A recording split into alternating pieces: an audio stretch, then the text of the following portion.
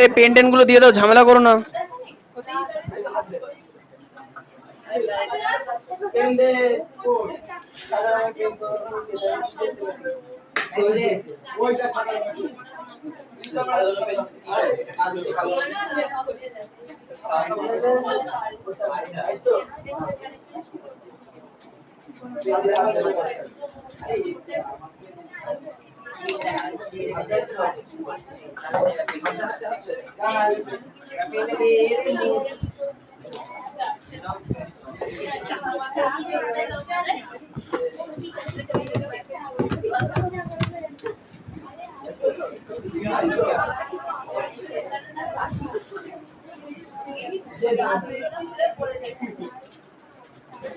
আচ্ছা, রাশি বিজ্ঞান অধ্যায় 11, পৃষ্ঠা নাম্বার কত গো?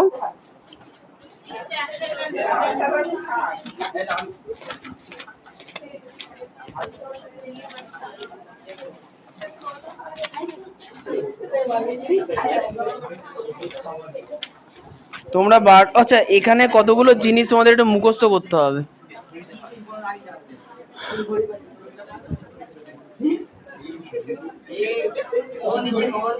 কোনো কমন না, কমন নেবে। লাল আছে তো, দেখেছ, অন্ধ, দেখতে পাই না।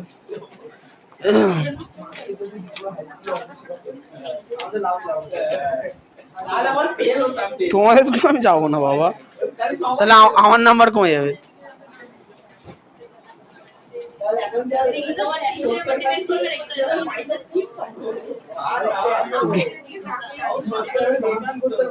আচ্ছা শোনো, তোমরা হচ্ছে প্রথম দিকে রাশি বিজ্ঞান কবে থেকে পড়েছো একটুখানি প্রথম থেকে শুরু করে দেখবে। ক্লাস 4 থেকে তোমরা রাশি বিজ্ঞান পড়ছো, সেখানে করতে কি অনেকগুলো তথ্য সাজিয়ে বলতে যে একটা গ্রামের মধ্যে না, একটা স্কুলের মধ্যে ক্লাস 5-এ 50টা বাচ্চা পড়ে, প্রত্যেকটা বাচ্চার উচ্চতা মেপে দেওয়া হয়েছে। কারোর 150 সেমি, 120 সেমি, 100 সেমি, 80 সেমি, এইভাবে অনেকে আছে, তাই না? তো এইভাবে করে করে দেখা গেলো 80টা বাচ্চারই তথ্য দেওয়া আছে। এবার তোমাকে বলা হবে যে 140 সেমি উচ্চতা বিশিষ্ট বাচ্চা কটা আছে, তুমি পেলে 8টা। তখন করা হয়েছিল কি, 4টে দাগ কেটে একটা দাগ, তাহলে ট্যালি মার্ক করে 8টা করা হয়েছিল। তাহলে এই ছিল রাশি বিজ্ঞানের শুরু হওয়া, হয়ে গেল। আচ্ছা, এর পরের বছর কি হলো, তোমরা 5-এ উঠে গেলে, না 6-এ উঠে গেলে, আগেরটা 5-এ ছিল, 6-এ পড়ো না, না এই জিনিসটা 5-এ আছে, 6-এ পরেরটা আছে। আচ্ছা, 6-এ ওঠার পর আদিত্য কথা বলো না, কথা বলে এবার বাইরে বসাবো, তোমাকেই বসাবো, তুমি বকছো তো। আচ্ছা, তাহলে সেক্ষেত্রে তোমরা কি শিখেছিলে, এই দাগ টেনেছিলে, দিয়ে দিকে লিখতে 1, এখানে 0, তারপরে 2, 3, 4, তাই না? তারপরে তোমরা সেই বার ডায়াগ্রাম করেছিলে, মনে আছে? স্তম্ভচিত্র, এ ছিল ক্লাস 6-এ। এবার 6-এ ওঠার, 6-এর পরে যে 7-এ উঠে গেলে বলো কি দ্বিস্তম্ভ অঙ্কন করো, তখন দ্বিস্তম্ভ অঙ্কন করতে, তাই না? 8-এ এসব আর ছিল না। এবার 9-এ আবার নতুন করে রাশিবিজ্ঞান এসেছে। আচ্ছা, এবার এইখানে যেগুলো হবে সেগুলো কিন্তু গ্রাফ পেজে একদম সঠিকভাবে করতে হবে। এটা দ্বিস্তম্ভ ছিল, ও আচ্ছা। এটা হচ্ছে এই এখান থেকে 2 মার্কের কোশ্চেন না, এখানে 2 মার্কের একটা ছোট কোশ্চেন আসবে, 3 মার্কের একটা বড় কোশ্চেন আসবে, 5 মার্ক আসবে। আচ্ছা, এবার কতগুলো জিনিস তোমাদের একটু মুখস্থ করতে হবে। সবার প্রথমে জানতে হবে কাঁচা তথ্য কি। হ্যাঁ, গ্রাফ, ওই তো গ্রাফের অঙ্ক এই চ্যাপ্টারেই আছে, একটা অঙ্ক আসবে 3 মার্কে পরের অধ্যায় থেকে। না মানে পরের অধ্যায় বলতে পরের কোষের দিকে 11.1 থেকে। তাহলে এটা কি নিজে করি না, 11.2 থেকে আসবে। আচ্ছা, এবার শোনো, কাঁচা তত্ত্ব মানে কি, ওই একটা ক্লাসে, হ্যাঁ হ্যাঁ 50 আসবে। আচ্ছা, একটা ক্লাসে মনে করো 40টা বাচ্চা, বা এখানে কজন আছো, মোটামুটি 20-25 জন আছো, 22 জন আছো, তাহলে 22 জনের যদি সবার উচ্চতা মাপা হয়, তাহলে এবং যদি বোর্ডে লিখি, তাহলে 22 খান আলাদা আলাদা উচ্চতা পেলাম, এটাকে বলা হবে কি কাঁচা তথ্য। কি বলা হবে? কাঁচা তথ্য। এই কাঁচা তথ্য তাহলে কাকে বলে, দেখো বইতে লেখা আছে, বইতে দেখো লেখা আছে পেজ নাম্বার 151, পেজ নাম্বার 151 বার করো। পেজ নাম্বার 151 বার করেছো? দেখো একদম লেখা আছে উপরের দিকে, নীল কালিতে দেখো লেখা আছে, সেই জন্যে আমরা গ্রামের 50টি পরিবারের খাদ্য গ্রহণের একটি কাঁচা তথ্য সংগ্রহ করেছি। তার নিচে দেখো ছক দেওয়া আছে, তাহলে ছকটা কিসের ছক? কাঁচা তথ্যের ছক হয়েছে। তার নিচে দেখো লেখা আছে ট্যালি মার্ক দিয়ে পরিসংখ্যা বিভাজন তালিকা আছে, পেয়েছো? পেয়েছো? ঠিক আছে। এর নিচে দেখো লেখা আছে যে পরিবর্তনশীল সংখ্যাগত লক্ষণকে কি বলা হয়? দেখো চল বলা হয়, লেখা আছে ভ্যারিয়েবল, নিচে লাল কালিতে লেখা আছে। হ্যাঁ, আচ্ছা এরপরে দেখো এখানে ব্যাখ্যা করে দিয়েছে, কি বলেছে? পরিবারের দৈনিক খরচ একটি চল, যেহেতু পরিবারের দৈনিক খরচ পরিবর্তনশীল এবং দৈনিক খরচ পরিমাপ করা যায়, তাই দৈনিক খরচ হচ্ছে চল। এবার দেখো নিচের দিকে লিখেছে চল বিচ্ছিন্ন ধরনের হয় আর অবিচ্ছিন্ন ধরনের হয়, লেখা আছে না লাল কালি দিয়ে 151 পেজ একদম নিচে আছে।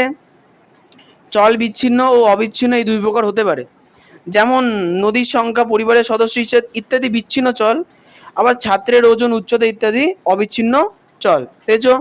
পড়ে রাখবা। পেজ ওল্টাও 152 পেজ, অনেকগুলো এখান থেকে শর্ট কোশ্চেন আসবে। দেখো এখানে লেখা আছে যে গুণ লক্ষণ বা গুণ কাকে বলে, একদম উপরে লেখা আছে না, নীল লাল কালিতে লেখা আছে, ঠিক নিচে কালো কালিতে লেখা আছে, লাল কালি লেখা নিচে কালো কালিতে। রাশি বিজ্ঞানে পরিবর্তনশীল লক্ষণকে গুণ বা গুণ লক্ষণ বা গুণ বলে। তুমি খুঁজে পেয়েছো? তুমি পেয়েছো? ইয়াসিন দাগিয়েছো? বাহ। আচ্ছা তার নিচে দেখো 2 নাম্বার একটা পয়েন্ট লেখা আছে না, আগের পরিসংখ্যা বিভাজন তালিকা থেকে পাই চলের, পেয়েছো না লাল কালিতে? তার নিচে দেখো নীল কালিতে একটা কথা লেখা আছে। হ্যাঁ, কোনো প্রদত্ত রাশি তথ্যের চলের সর্বোচ্চ ও সর্বনিম্ন মানের অন্তর হলো প্রসার, হয়েছে। মানে মনে করো বাচ্চাদের, তোমাদের এখানে সব থেকে বেশি হাইট কার হবে? ওর ওর মনে করে, আচ্ছা করের, তার মনে করো ওর 160 সেন্টিমিটার হাইট, আর সর্বনিম্ন হাইট হচ্ছে গড়াইয়ের 20 সেন্টিমিটার, 120 সেন্টিমিটার। তাহলে এখন 160 থেকে 120 বাদ দিলে যেটা পাবো সেটা কত? 40। এটাকে কি বলা হবে? কি বলা হবে এটাকে? প্রসার। আচ্ছা এরপরে চলে আসে একটু নিচের দিকে, দেখো একটা ছক আছে, ছকের নিচে দেখো লেখা আছে শ্রেণী অন্তর কাকে বলে। দেখো নীলকালিতে লেখা আছে শ্রেণী অন্তর কাকে বলে, দাগিয়ে নাও। তার নিচে দেখো লেখা আছে শ্রেণী পরিসংখ্যা কাকে বলে, দাগাও। হ্যাঁ তুমি নাও করতে পারো, অসুবিধা নেই। কে বইয়ে দাগিয়ে দিচ্ছি এই অনেক। আচ্ছা এবার হচ্ছে একটু নিচের দিকে চলে আসে, দেখো লাল কালিতে লেখা আছে, মানে একটা ছেলে পড়াশোনা করছে বাঁ হাতে, তার নিচে দেখো লেখা আছে শ্রেণী অন্তরে প্রান্তস্থ মান দুটিকে কি বলবো, আছে না লাল কালিতে লেখা। তার নিচে দেখো লেখা আছে শ্রেণী সীমা কাকে বলে। হ্যাঁ দেখো শ্রেণী সীমা কাকে বলে। দেখো শ্রেণী সীমা দুই রকম হয়, নিম্ন সীমা আর ঊর্ধ্ব সীমা। নিম্ন সীমা আর ঊর্ধ্ব, কারণ এই কথাগুলো একটু পরে ব্যবহার করব, ভালো করে শুনবা। আচ্ছা এবার একটু নিম্ন সীমা ঊর্ধ্ব সীমা মানে এই পেজের মধ্যে যা কিছু আছে একটু বলার চেষ্টা করি। দেখো রাশি বিজ্ঞানে পরিবর্তনশীল লক্ষণকে কি বলা হয়? গুণ বা গুণ লক্ষণ। মানে এই ক্লাসে আজকে কি বার? শনিবার। শনিবারে যদি 22 জন আসে, সোমবারে নিশ্চয়ই 22 জন নাও আসতে পারে, 23ও আসতে পারে, 21ও আসতে পারে, কম হতে পারে। তাহলে এই পরিবর্তনশীল সংখ্যাকে আমরা কি বলবো? গুণ বা গুণ লক্ষণ। কয়েকটা, কোন প্রদত্ত রাশি তত্ত্বের চলের সর্বোচ্চ সর্বনিম্ন মানের অন্তর হলো প্রসার। যেমন একটু আগে বললাম কি, হাইট নিয়ে যদি আলোচনা করি, সর্বোচ্চ হাইট কত? 160, সর্বনিম্ন হাইট 120, বিয়োগ করে দাও কত হলো? 40, তাহলে প্রসার কত? 40। এবার নিচে দেখো ছক আঁকা আছে, দেখো সুন্দর একটা ছক আঁকা আছে না। প্রথমে দেখো হেডিং এ লেখা আছে দৈনিক খরচ টাকায়, আছে লেখা। সেখানে প্রথমে কি লেখা আছে? 70 থেকে 105, 70 থেকে 105। তারপর যে ট্যালি মার্ক দেখার দরকার নেই, পাশে দেখো লেখা আছে পরিসংখ্যা, মানে 7টি পরিবারের দৈনিক খরচ 70 থেকে 105। কটা পরিবারের? 7টি পরিবারের, হয়েছে। এবার শোনো, এবার যে শ্রেণী অন্তরে আসবো। শ্রেণী অন্তর মানে লেখা আছে বিস্তৃত প্রসার আছে এইরকম চলের মানগুলিকে কতগুলি শ্রেণী বা বিভাগে ভাগ করা যায়, এরকম প্রত্যেকটি শ্রেণীকে বলা হয় শ্রেণী অন্তর। তারপর দেখো লেখা আছে শ্রেণী পরিসংখ্যা, আবার কোন শ্রেণীর অন্তর্গত মানগুলির সংখ্যাকে বলে শ্রেণীর পরিসংখ্যা। মানে শ্রেণী অন্তর কাকে বলে?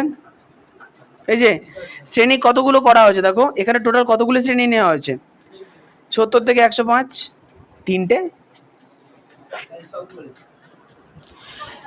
105 থেকে 170 বাদ দাও, কত হয়? 35 হয়। তাহলে এখানে প্রত্যেক ক্ষেত্রে শ্রেণী অন্তর কত? 35 করে। দেখো প্রথমে 70 থেকে 105 নেওয়া হয়েছে 35 ঘরে গ্যাপে। তারপরে দেখো লেখা আছে 105 থেকে 40 35 ঘরে গ্যাপে। তারপর দেখো লেখা আছে 140 থেকে 175 35 ঘরে গ্যাপে, তাই না? তার মানে শ্রেণী অন্তর কত পেলাম এখানে? 35 পেলাম, ঠিক আছে। আর এবার দেখো এই 35টা, তার মানে এখানে মোট কটা পরিবার আছে? টোটাল 35টা, তাই তো?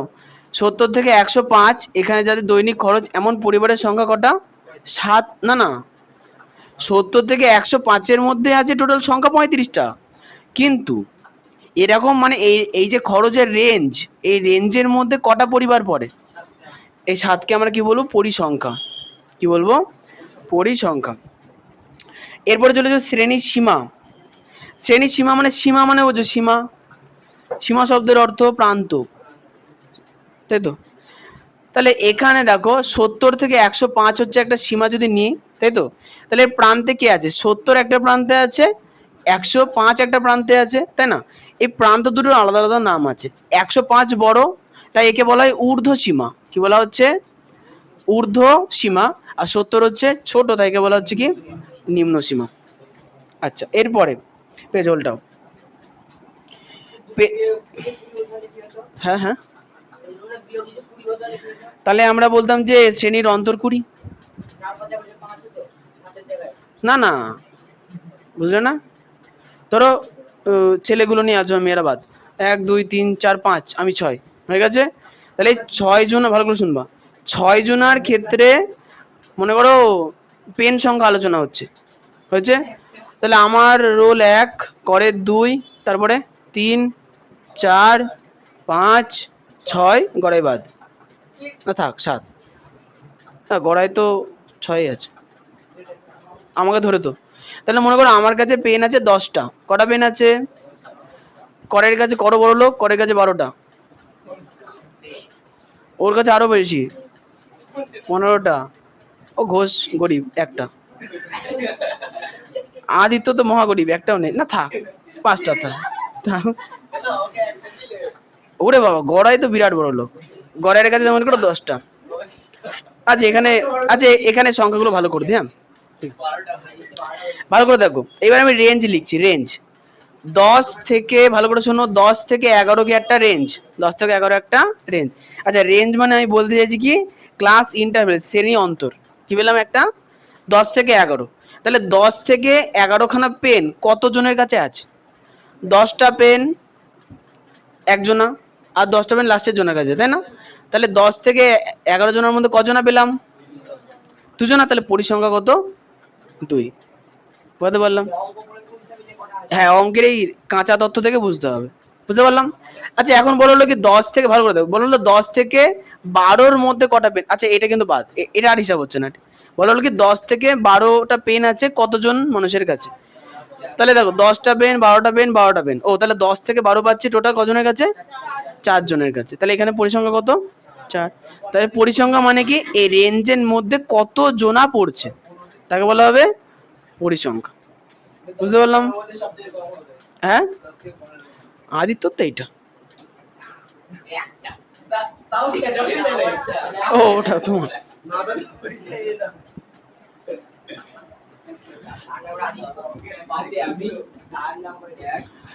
পরে যে 12 করে দিলাম।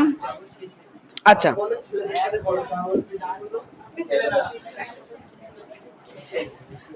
Page number 153। 153 পেজে দেখো নিচের দিকে ডান হাতে একটা মেয়ে বসে আছে, আছে না?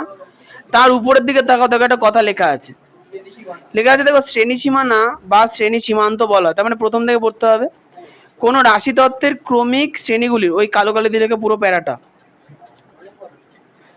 কোন রাশি তত্ত্বের ক্রমিক শ্রেণীগুলির শ্রেণী সীমানাগুলির মধ্যবর্তী ফাঁক পূরণের জন্য যে সীমাদ্বয় পর্যন্ত কোনো শ্রেণীকে প্রসারিত করা হয়, সেই সীমাদ্বয়কে ওই শ্রেণীর শ্রেণী সীমানা বা শ্রেণী সীমান্ত বলা হয়। ক্ষুদ্রতর মানটিকে নিম্ন শ্রেণী সীমানা এবং বৃহত্তম মানটিকে ঊর্ধ্ব শ্রেণী সীমানা বলা হয়। এই জিনিসটা বুঝতে পারলেন না? দেখো ব্যাস বিষয়টা এরকম। বিষয়টা হচ্ছে ধরো একটা শ্রেণী অন্তর এরকম দিয়েছে, মনে করো লেখা আছে 1 থেকে 10, 11 থেকে 20, আচ্ছা 11 পরে 21, 21 থেকে 30 দেওয়া আছে না? এবার একটা জিনিস বুঝবা, 1 থেকে 10 তো বুঝলাম, হ্যাঁ এটাই তো আমি বলতে চাইছি। দেখো দেখো এখানে 10 আছে, এখানে 11 আছে না, মাঝখানে একটা সংখ্যা মিস হয়ে যাচ্ছে না? তাহলে এটা যাতে মিস না হয় তখন করা হয় কি, এই দুটোকে যোগ করা হয়, দরকার নেই বেশি বড় হয়ে যাবে। এইটা থেকে এটা বাদ দেওয়া হয়, 11 থেকে 10 বাদ দিলে কত? 1 কে অর্ধেক করা হয় 0.5, কত? 0.5। তখন কি করা হয়, এইটার সঙ্গে 0.5 কমিয়ে, না এটার সঙ্গে 0.5 বাড়িয়ে দেওয়া হয়, এটার সঙ্গে 0.5 বাড়িয়ে দেওয়া হয়, তাহলে কি হবে 1 থেকে 10.5, পরেরটা কি হবে 10.5 থেকে 20.5, বুঝতে পারলাম? তাহলে তখন কি করবো, সবার সঙ্গে আমরা কি করে দেবো 0.5 যোগ করে দেবো। তাহলে দেখো তো এখন লাস্টেরটা আর ফার্স্টেরটা কি হচ্ছে, একই থাকছে। একই থাকলে কি হবে, কোনো রকম মাঝখানে ফাঁক ফোকর থাকছে না, বোঝা গেল? কিন্তু 10 থেকে 11 মধ্যে 1 মিস হয়ে যাচ্ছিল না? না না না, হ্যাঁ মিস হচ্ছিল, এবারটা মিস হচ্ছে না। ঠিক আছে, যদি এখানে 12 হতো তাহলে 10 আর 12 মাঝখানে 2 ঘরের গ্যাপ কমাবো কি করে, হাফ, 1 যোগ করে। তাহলে এখানে বাদ দিয়ে দেবো কত, 1 বাদ দেবো, এখানে 1 বাদ, তাহলে এখানে 11 হবে, এখানে 1 যোগ, দুটোর সঙ্গে যোগ হবে না, হ্যাঁ হ্যাঁ ঠিক আছে, মানে বড়টার সঙ্গে যোগ হবে, ছোটটার সঙ্গে বিয়োগ হবে, দুটোর সঙ্গে যোগ করলে মান একটু পাল্টে যাবে। হ্যাঁ না বিয়োগ হবে, হ্যাঁ না ওটা বিয়োগ হবে, দুদিকেই বিয়োগ হবে, নিম্ন শ্রেণী সীমানা আর ঊর্ধ্ব শ্রেণী সীমানা। এখনই ঘড়ি দেখতে হচ্ছে? হ্যাঁ, নিম্ন আর ঊর্ধ্ব দুটো থেকেই বাদ দিতে হবে, ঠিক আছে? এই ভুল বললাম, ওই নিম্ন থেকে বাদ দিতে হবে, ঊর্ধ্বের সঙ্গে যোগ করতে হবে, অঙ্ক করে ভালো হবে। পেজ উল্টাও, এগুলো থেকে অঙ্ক আসবে, হ্যাঁ যেটা বলো না 2 মার্কের কোশ্চেন, 2 মার্কের কোশ্চেন কিন্তু এই সূত্রগুলো অ্যাপ্লাই করে করতে হবে। 154 পাতা অঙ্ক পরীক্ষায় লিখে দেবে ইতিহাস। দেখো যে 2 নম্বর পাতার উপরের দিকে ডান হাতে একটা ছেলে পড়াশোনা করছে, ওর উপরে দেখো লেখা আছে না মধ্যমান বা শ্রেণী মধ্যক, পেয়েছো? হ্যাঁ, তাহলে শ্রেণী মধ্যক কাকে বলে পড়ে রাখতে হবে। আচ্ছা এবার দেখো কোন শ্রেণীর মধ্যমান কি করে বার করতে হয় দেখো লিখে দিয়েছে, হ্যাঁ সূত্র, কোন শ্রেণীর মধ্যমান সমান ঊর্ধ্ব শ্রেণী সীমা যোগ নিম্ন শ্রেণী সীমা বাই 2, বা কোন শ্রেণীর মধ্যমান সমান ঊর্ধ্ব শ্রেণী সীমানা বিয়োগ নিম্ন শ্রেণী সীমানা বাই 2। এখন তোমরা বলবে কি ব্যাপার, দুটোই একই না, আমি দুটোই পড়েছি, ভালো করে দেখো। ধরো শ্রেণী আর শ্রেণী সীমানা আলাদা জিনিস, বুঝতে পারলাম? দেখো কোনটা সীমা আর কোনটা সীমানা এটা বলে দিই। দেখো আমি যে প্রথম থেকে দেখো লেখা আছে 1 থেকে 10, তারপরে হচ্ছে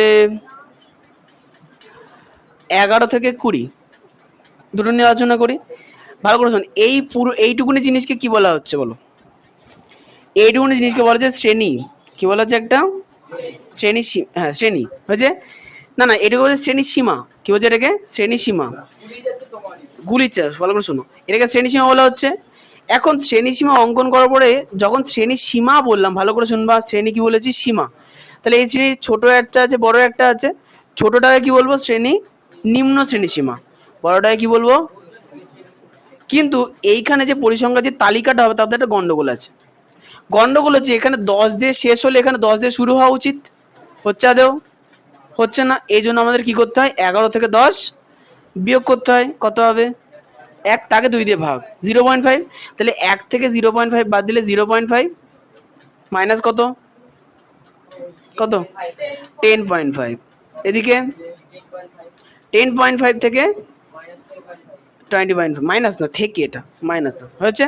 তাহলে এক্ষেত্রে ভালো করে, তাহলে এক্ষেত্রে আমরা কি করে পেলাম, এক্ষেত্রে মানে শ্রেণী সীমানা শ্রেণীর সীমাগুলো যেহেতু আলাদা আলাদা ছিল, পৃথক পৃথক ছিল, মানে জুড়ে ছিল না, 10 আর 11-র মাঝখানে একটা গ্যাপ দেখতে পাচ্ছিলাম, ওই গ্যাপটা এখানে পূরণ করে দিলাম না? পূরণ করার জন্য আমরা কিছু ক্যালকুলেশন করেছি। ওরে বাবা, তিশা তো ঘুমিয়েই পড়লো। জল দিয়ে আসো, যাও যাও যাও যাও, ভালো করে 4-5টা জলে ঝাপটা মেরে আসো। ও, আমাদের গোপাল স্যারের ক্লাসে আমরা এরকম করতাম। আমাদের এক্সট্রা 15 মিনিট পড়াতে হবে ছুটির পরে। এই শোনো, এবার এই শোনো না, শোনো এবার শোনো। তাহলে এইখান থেকে এই জিনিসটা কিন্তু আনলাম আমরা, এইখান থেকে এই জিনিসটা আনার জন্য আমরা কিছু ক্যালকুলেশন করে নিয়েছি না? তাহলে এক্ষেত্রে দেখো এই পুরো জিনিসটাকে আমরা কি বলবো? শ্রেণী। কিন্তু যেহেতু ক্যালকুলেশনের পরে এটা এসছে, তাহলে এগুলোকে বলবো সীমানা। মানে দেখো, এগুলোকে আমরা সীমা বলেছিলাম, এগুলোকে বলবো সীমানা। যখন শ্রেণী পূর্ণ ছিল তখন আমরা কি বলেছিলাম? সীমা। কিন্তু এক্ষেত্রে যখন ক্যালকুলেশনের ফলে এলো, সেটাকে আমরা কি বলবো? সীমানা। এবার সীমানার ক্ষেত্রে এটা ঊর্ধ্ব শ্রেণীর সীমানা, এটা নিম্ন শ্রেণীর সীমানা। হ্যাঁ, করো করো। Page number 154। হ্যাঁ, 154 পেজে দেখো নিচের দিকে ডান দিকে একটা মেয়ে পড়াশোনা করছে, তার পাশে দেখো নীল গালিতে লেখা আছে যে পরিসংখ্যা ঘনত্ব। পেয়েছো? পরিসংখ্যা ঘনত্ব 154 পেজের নিচের দিকে নীল কালিতে লেখা আছে। পেয়েছো? তাহলে পরিসংখ্যা ঘনত্ব মানে কি বলছে? উক্ত শ্রেণীর পরিসংখ্যা বাই শ্রেণীর দৈর্ঘ্য, বাই শ্রেণীর দৈর্ঘ্য। ঠিক আছে, এখন প্রশ্ন হচ্ছে যে শ্রেণীর দৈর্ঘ্য কাকে বলে? সেটা তো পড়ালাম না। শ্রেণীর দৈর্ঘ্য, শ্রেণী দৈর্ঘ্য। আচ্ছা, শ্রেণী দৈর্ঘ্যটা উপরে লেখা আছে 154 পেজের উপরের দিকে একটা ছেলে পড়াশোনা করছে না? তার পাশে দেখো নীল কালিতে লেখা আছে যে আবার, আচ্ছা মানে কালো কালিদের পরে নীল কালিতে লেখা আছে আবার কোন শ্রেণীর সীমানা দ্বয়ের অন্তর হলো ওই শ্রেণীর শ্রেণী দৈর্ঘ্য। আচ্ছা, শ্রেণী দৈর্ঘ্য সমান সমান ঊর্ধ্ব শ্রেণীর সীমানা বিয়োগ নিম্ন শ্রেণী সীমানা। এগুলো দিকে বুঝে যাবে না তো, ওটা তোমাকে বুঝে নিতে হবে, বুঝে দাগিয়ে দাও। Page number 155। 155 পেজে দেখো উপরের দিকে একটা সূত্র লেখা আছে, কোন শ্রেণীর আপেক্ষিক পরিসংখ্যা। পেয়েছো? দেখো তার নিচে একটুখানি নিচে দেখো লেখা আছে পরিসংখ্যার শতকরা হার। আছে না লেখা? শতকরা হার বলতে সব দেখানো হয়ে গেছে। বাহ, এইটুকুনি হয়ে গেল। এরপরে কি আছে? এরপরে আচ্ছা, এরপরে পেজ নাম্বার 158। 158 পেজের মাঝখানে ক্ষুদ্রতর সূচক ক্রমযোগী পরিসংখ্যা বিভাজন তালিকা। হ্যাঁ, দেয়ালে আটকে যাও, যাও যাও যাও যাও।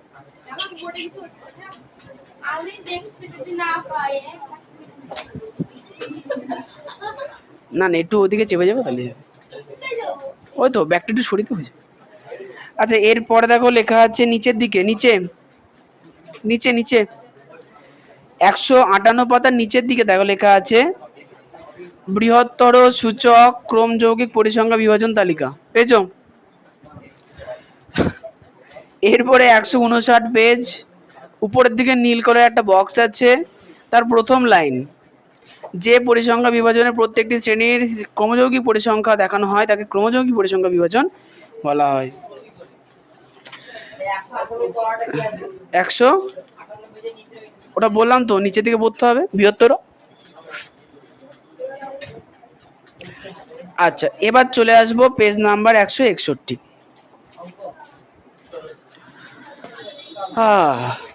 আর ভাল লাগছে না? না, বাহ,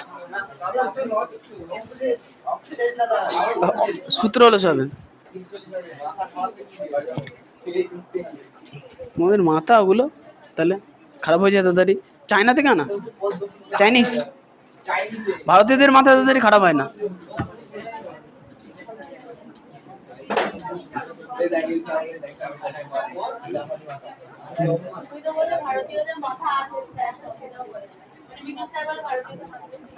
তাহলে স্যারকে বলো, স্যার আপনি চায়না থেকে এসেছেন? না দেখো, আমি একটা কথা বলি, স্যার যেটা বলেছে হয়তো আবেগের বশে বলে ফেলেছে, কিন্তু স্যারের এটা বলা উচিত না, কারণ ভারতবর্ষে যখন পুরো গোটা ভারতের কথা বলছি না, উচিত না। কারণ বাঙালিদের মধ্যে প্রচুর বড় বড় সায়েন্টিস্ট আছে, তাদের প্রচুর ভালো ভালো মাথা ছিল, সবাইকে অপমান এইভাবে করা যায় না। না এখনো আছে, সে নিজেকে অপমান করে করুক, কিন্তু সবাইকে করার কিছু নেই, তাই না? হ্যাঁ হ্যাঁ, না জার্মানি, হ্যাঁ ইহুদি, তাহলে যাও ইহুদি ইহুদি।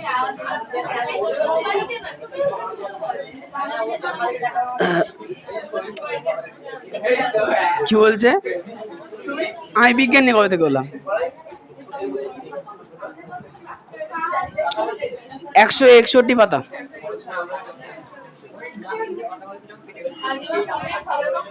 হবে, এই 161 পাতা বার করো, যাও। 5-এরটা পড়ে গেল নাকি ও?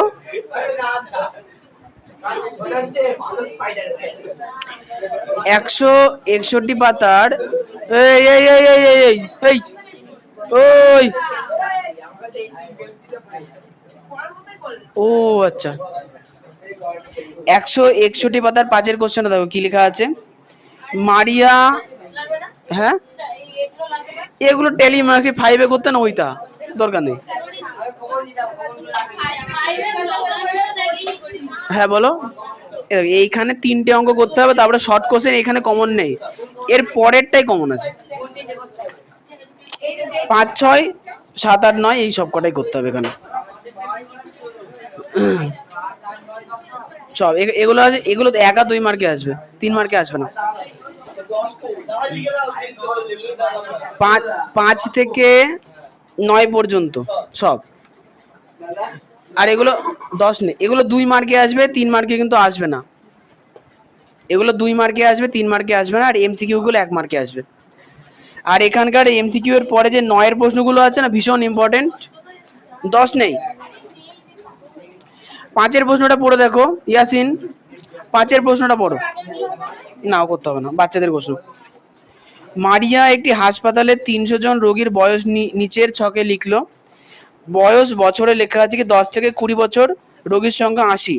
20 থেকে 30 বছর, রোগীর সংখ্যা 30 থেকে 40 বছর, রোগীর সংখ্যা 40 থেকে 50 বছর, 50 থেকে 60 বছর, 60 থেকে 70 বছর, 20 জন। আমাকে কোশ্চেন নিচে লিখে দেওয়া আছে কালো কালি দিয়ে। আমি উপরের তথ্য বৃহত্তর সূচক ক্রমযৌগিক পরিসংখ্যা বিভাজন তালিকা তৈরি করি। মানে আমাদের লিখতে হবে কি সব থেকে বেশি, কি লিখতে হবে, সব থেকে বেশি ওই শ্রেণী সীমানার মধ্যে কতজনা থাকতে পারে। কথা বললাম? তাহলে আমরা লিখবো এইভাবে। আমাকে আমাকে কিন্তু বলেছি কি ক্রম মাথার উপর দেন, ছক আগে তুমি ইজিলি বুঝতে পারবো।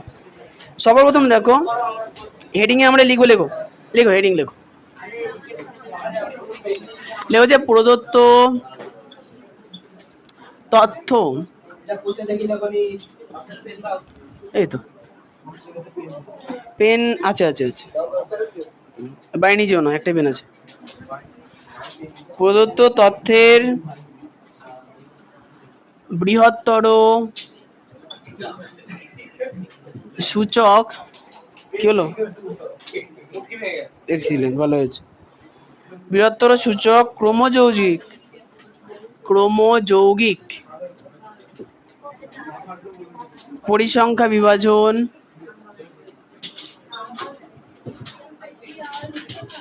হ্যাঁ আওয়াজ করছে কে বোতল নিয়ে পেছনে?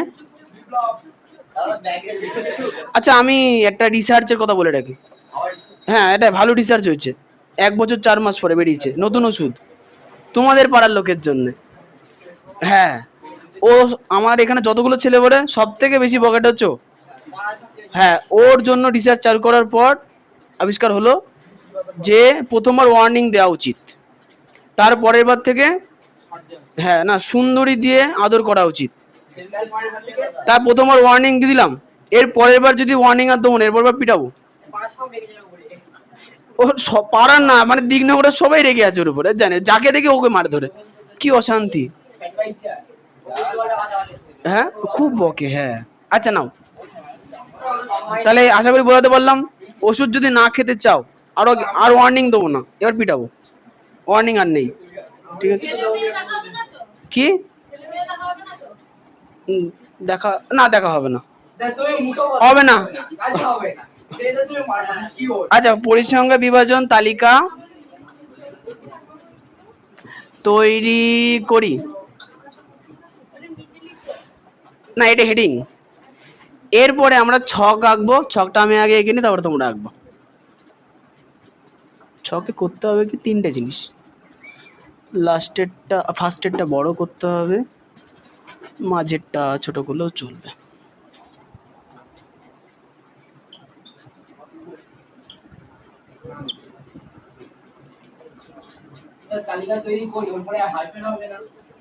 দাঁড়িয়ে দিলেও চলবে, দাও হাইফেন দাও, ভাল লাগছে যখন দাও।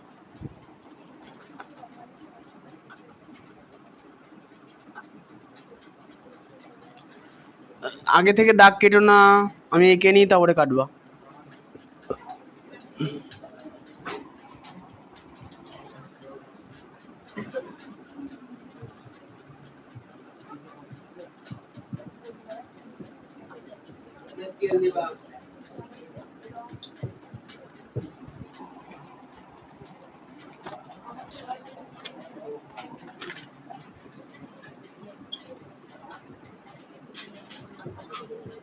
হলো।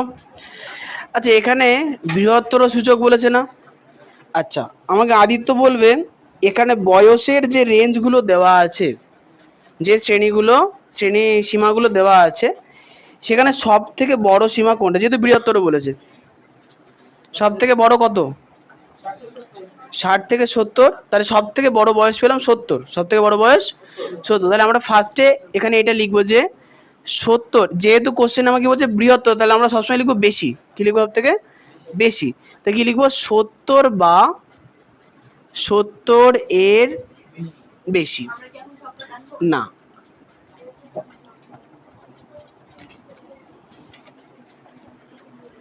আচ্ছা, 70 এর পরে কত লিখবো? আচ্ছা হ্যাঁ, এবার তোমরা টানতে পারো, টানতে পারো, টানতে পারো। আমার লেখা মোটামুটি হয়ে গেছে। এবার লিখবো 60 বা 60 এর বেশি। হ্যাঁ, ঠিকঠাকই আছে। আচ্ছা, 60 এর পরে হচ্ছে 50। এই কথা বলে না।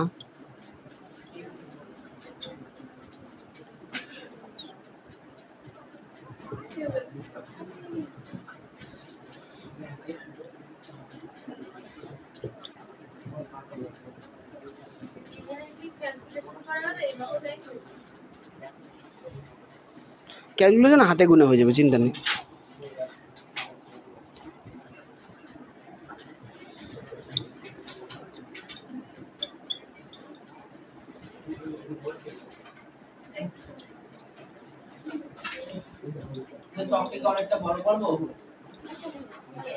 কে? দেখো, প্রথম জায়গাতে বেশি কিছু লিখতে হবে, ঠিক আছে? এই জন্য এটা একটু মোটা টানবা, মাঝখানেটা সরু টেনো, লাস্টেরটা হেডিং লেখার জন্য একটু মোটা টেনো। ওদের খাতাতে তো ভালোভাবে হয়ে যাবে।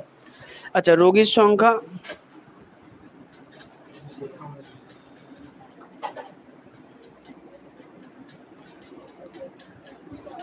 না, এইটুকুনি আগে করে নাও। আচ্ছা, আর একটু করে নি।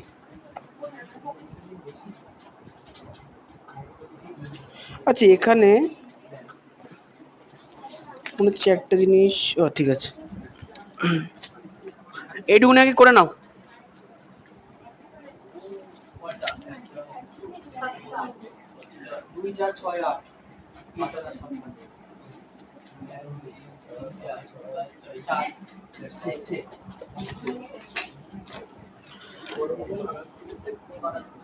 শ্রেণী অন্তর শ্রেণীর সীমা।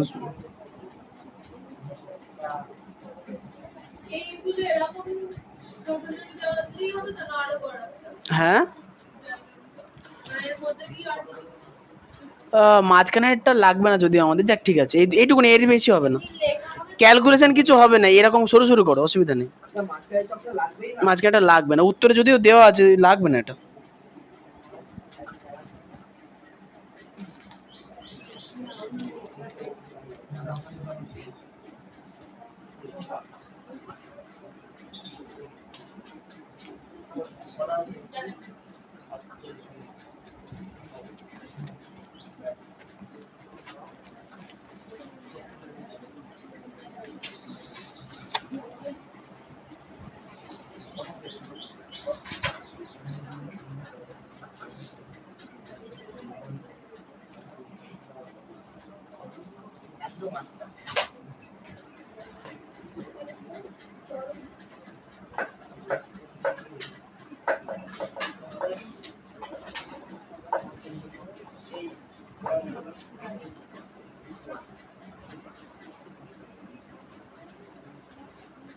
আচ্ছা যেমন ছক আছে আগো তাড়াতাড়ি।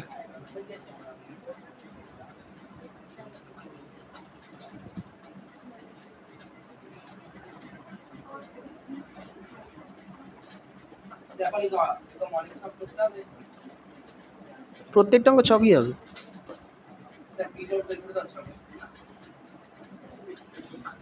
সেই লেভেলে কি লেভেলের কুড়ি হয়েছে দেখছি।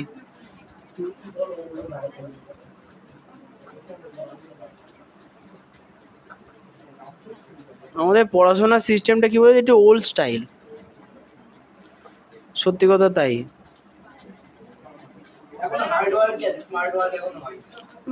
হার্ড তো করতে হবে না, আছে উঁচু লেভেলে, এম এ, এম এ না এমএসসি লেভেলে, ঠিক আছে দেখা যাক। তোমরা 9-এ উঠে গেছো তো, তোমাদের বোধহয় হবে। তোমাদের তো সেমিস্টার বিভাজন হয়নি এখন, হঠাৎ করে এগুলো হয় না, চালু হলে 9 আর 10 একসঙ্গে হবে। হ্যালো, কিসের? ও ওগুলো ওই চওড়া 2.5 লম্বা 2। হ্যাঁ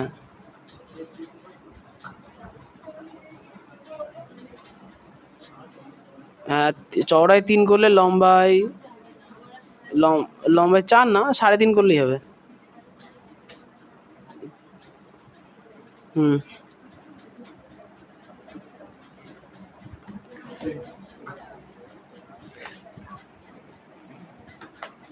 আচ্ছা হয়ে গেছে টোকা সবার, তাড়াতাড়ি তাড়াতাড়ি।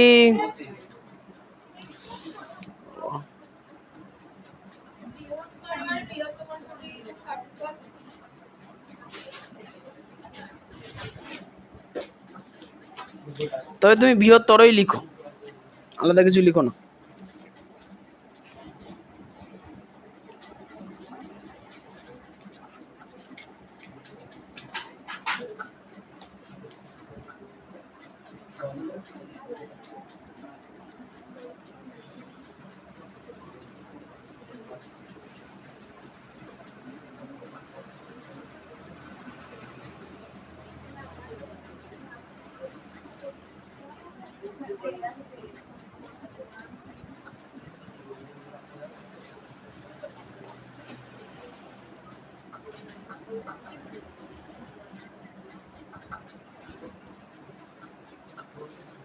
আচ্ছা দেখো এবার পরিসংখ্যা বিভাজন ছক দেখো বইতে দেওয়া আছে। এখান থেকে আমরা ক্রমযৌগিক পরিসংখ্যা বিভাজন তালিকা তৈরি করব।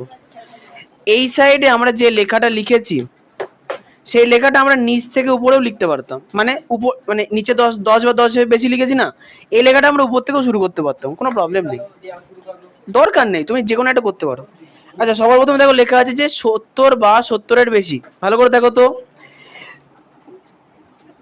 70 বা 70-এর বেশি যদি করতে, আচ্ছা আচ্ছা এখানে রোগীর পরিসংখ্যা আমরা লিখবো না, রোগীর পরিসংখ্যা আমরা লিখবো না, হ্যাঁ রোগীর সংখ্যা আমরা লিখবো না, রোগীর সংখ্যার ছকটা তোমরা বাদ দিয়ে দাও। এটা লিখতে হবে না, কেটে দাও, কেটে দাও, লাগবে না, কেটে দাও। আচ্ছা এবার হচ্ছে যে বৃহত্তর সূচক ক্রমযৌগিক পরিসংখ্যাতে আছে, দেখো তো তোমাদের কোশ্চেনের একদম লাস্টের দিকে তাকাবা, 60 থেকে 70-এর ঘরে কতজন আছে? 20। এদের মধ্যে কারোর বয়স কি 70-এর বেশি? হ্যাঁ এদের মধ্যে কারোর বয়স 70-এর বেশি হবে না, তাহলে এখানে আমরা কি লিখবো? 0। কি লিখবো? 0। ইয়েস। হ্যাঁ এরপরে এরপরে লেগেছে 60 বা 60-এর বেশি। আচ্ছা 60 বা 60-এর বেশি মানে কি? 60 থেকে 70-এর মধ্যে, 60 থেকে 70-এর মধ্যে। তাহলে এখানে কতজন আছে 60 থেকে 70-এর মধ্যে? একদম লাস্টে দেখো কত লেখা আছে, 20। তাহলে এখানে আছে 20 জনা হয়েছে। এরপরে 50 বা 50-এর বেশি, ভালো করে বুঝবা, 50 বা 50-এর বেশিতে আছে 40 জনা, কিন্তু এটা ভুল হলো। ভালো করে দেখো, বইতে দেওয়া আছে 50 থেকে 60-এর মধ্যে 40 জনা, কিন্তু 50 থেকে 60-এর মধ্যে যে 40 জনা থাকলো তারা তো আছে, যাদের বয়স 60 থেকে 70 তারাও তো 50-এর থেকে বড় হবে না? তাহলে আগের ঘরটা আমাকে সঙ্গে যোগ করতে হবে। তাহলে 40 প্লাস 20 মানে কত হলো? 60। আচ্ছা এখানে এই প্লাস চিহ্নটা না দিলেও চলবে, আমি বোঝানোর জন্য 60 দিয়েছি, বুঝছে? তুমি লিখে করো, লিখে করো, বুঝতে পারবা, জায়গা আছে না, লিখে করো। ওরে কঙ্কনা। আচ্ছা এটা কি বুঝতে পারলাম? বলো তো তুমি, 50 বা 50-এর বেশির জায়গায় 40 প্লাস 20 কেন লিখলাম? 50 বা 50-এর বেশি বয়স, এখানে 40 প্লাস 20 কেন লিখলাম? বইতে তো 40 দেওয়া আছে, তাহলে 20 যোগ করলাম কেন? কারণ 50 বা 50-এর বেশির মধ্যে 40 জন তো আছেই, কিন্তু যাদের বয়স 60 তারাও তো 50-এর ঊর্ধ্বেই আছে, ওই জন্য আমরা যোগ করে দিলাম। ক্লিয়ার? পরেরটা 40 বা 40-এর বেশি। ভালো করে দেখো, 40 বা 40-এর বেশি, তাহলে এখানে 40 বা 40-এর বেশির মধ্যে কত আছে? 70 জনা। তাহলে এর সঙ্গে আগের যেগুলো আছে এরাও তো যোগ হবে, এরাও তো 40-এর বেশি হচ্ছে, তাহলে এদের সঙ্গে আমরা 60, এই 60 যোগ করে দেবো, 130। ও হ্যালো, হ্যালো, হ্যাঁ বলুন। হ্যাঁ হ্যাঁ আসুক, অসুবিধা নেই, ওদের পড়া 4:30-এর সময়। আচ্ছা হ্যাঁ, না না ওই নবোদয় একটা বাচ্চা পড়তে আসবে তাই। আচ্ছা এবার চলে আসি 30 বা 30-এর বেশি, তাহলে 30 আর 40-এর মধ্যে কত আছে দেখো? 50। তাহলে ইয়েস, 50 যোগ 130, তাহলে 180। তোমরা নিজেদের মধ্যে জ্বালাতন করো, পরে বুঝতে পারবো না, আমাকে আসো প্রথমে বলে দেবো, এখন আর বুঝতে হবে না। আচ্ছা 20 বা 20-এর বেশি কত আছে? 20 থেকে 30-এর মধ্যে 40 জন তো আছেই, কিন্তু বাকি উপরের লোকজনও তো 20 থেকে বেশি বয়সী, 180। তাহলে কতগুলো পেলাম? 220। আচ্ছা লাস্টেরটা বলেছে কি 10 থেকে 20-এর মধ্যে, তাহলে 10 থেকে 20 জনের মধ্যে, 20 বয়সের মধ্যে 80 জন মানুষ আছে, কিন্তু এই উপরে যে বুড়ো লোকগুলো আছে এরাও তো 10 থেকে 20 মানে 10 ঊর্ধ্বেই পড়ছে, 10-এর ঊর্ধ্বেই পড়ছে না? তাহলে 200 সমান সমান 300, 220 প্লাস 80, তাহলে 300 হলো। আচ্ছা তোমরা একটু উত্তরটা মেলাও, উত্তরে দেখবা যে এই জিনিসটা না উল্টে দেওয়া আছে, আমরা নিচ থেকে যেটা করেছি ওটা দেখো উপরে দেওয়া আছে, তাছাড়া সেম আছে সবকিছু।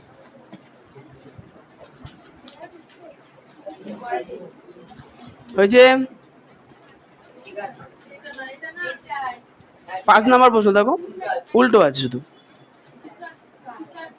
বাহ, হ্যাঁ কেন?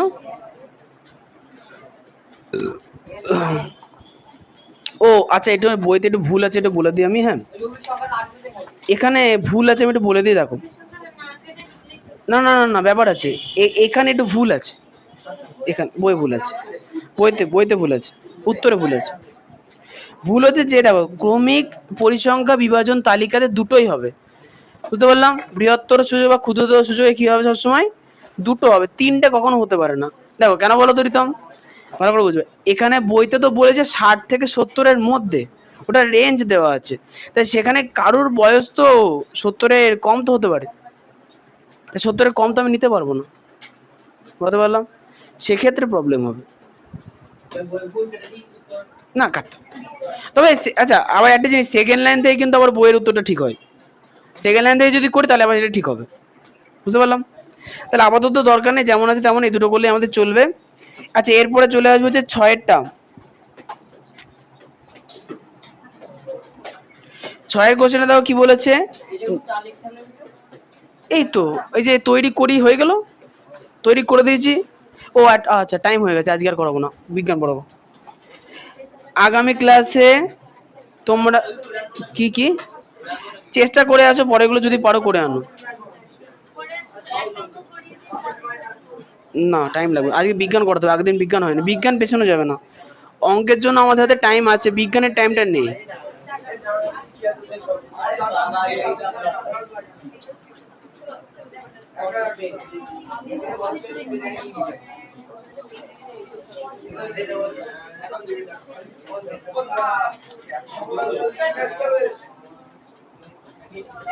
6 থেকে 9। আচ্ছা, প্লাস এই অধ্যায়ের সূত্র। হ্যাঁ হ্যাঁ হ্যাঁ হ্যাঁ হ্যাঁ, বইতে দাগানো। দেখবা বইতে একটু আগে দাগিয়ে দিলাম যেগুলো, সেগুলো ভালো করে পড়বা বাড়িতে, নাহলে কিন্তু অঙ্কগুলো পরের দিন বুঝতে পারবা না। ঠিক আছে।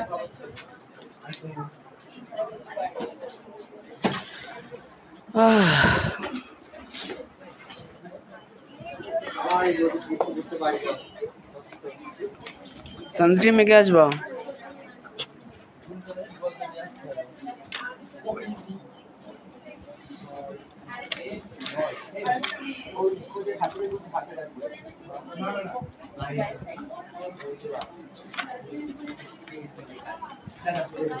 আচ্ছা, আজকে আমাদের হচ্ছে ভৌত বিজ্ঞানে একটা অধ্যায় হলো, তো তাহলে জীবন বিজ্ঞান করাবো, কোশ্চেন দেবো। কঙ্কনা, তৃষা, শ্রাবণী, পরিতা, রিয়া, নন্দিতা, পায়েল, সোম, দেব, দীপ, দেব আসেনি, দীপ, দেব, আদিত্য ঘোষ, গড়াই, সঞ্চারী, সমীর আসেনি, বিপ্লব, স্নেহা, স্নিগ্ধা, চুমকি, পারমিতা, বিট্টু, প্রিয়াঙ্কা, বিউটি আসেনি, ইয়াসিন। আচ্ছা,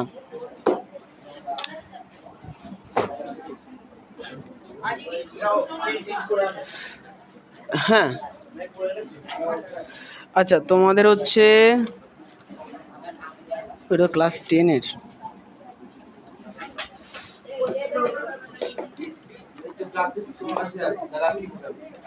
পেজে করো না, পেজে করলে না হারিয়ে যাবে, এদিক ওদিক ফেলে দেবো। আচ্ছা, তোমাদের জীবন বিজ্ঞানে কতদূর প্রশ্ন দেওয়া ছিল? আচ্ছা, প্রশ্ন দেওয়া যা ছিল ছিল।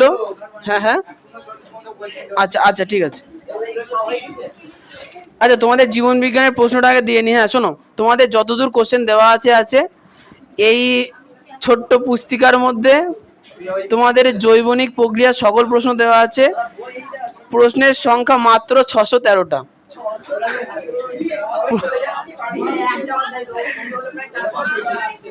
এটা একটা অধ্যায়, বলছে ডিকশনারি, ওটা কলেজের। আচ্ছা, একটা একটা করে নিয়ে নাও। বিএড, বিএড মানে হাই স্কুলের। অত করিনি। হ্যাঁ, খুব কম, বেকার পড়ায় না কিছু, কি করবো গিয়ে। আসলে আমাদের একটু প্রবলেম হয়ে গেছে না, প্রথম দিকে করায়নি ক্লাস। এই দিয়ে দাও, একটা একটা করে সবাইকে দিয়ে দাও। 1 থেকে দেওয়া আছে। আরে ফ্রন্ট পেজ দিলে ভালো তো না কঙ্কনা? আমি বলছি অনেক কিছু দেওয়া আছে। হ্যাঁ, না এইগুলো পড়তে হবে। আচ্ছা, এই তোমাদের সবাই বই পেয়েছো? দাও।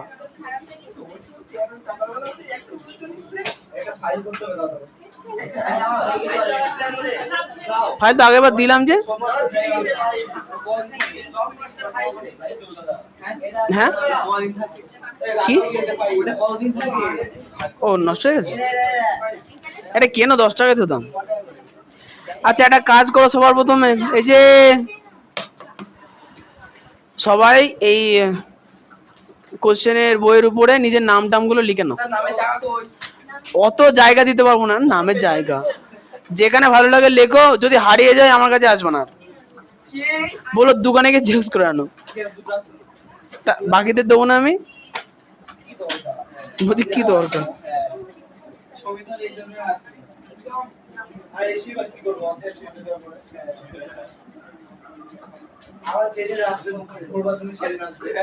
কে সমীর? না না, পরীক্ষা ও আসবে হচ্ছে সামনের মাসে, পরীক্ষার 1 মাস আগে বাড়ি থেকে লাথি মারবে তখন আসবে। এটা হয় এরকম, এর কিছু ব্যক্তি তো পেজ নাম্বার 1 থেকে পেজ নাম্বার দেওয়া আছে তো, 53 থেকে শুরু।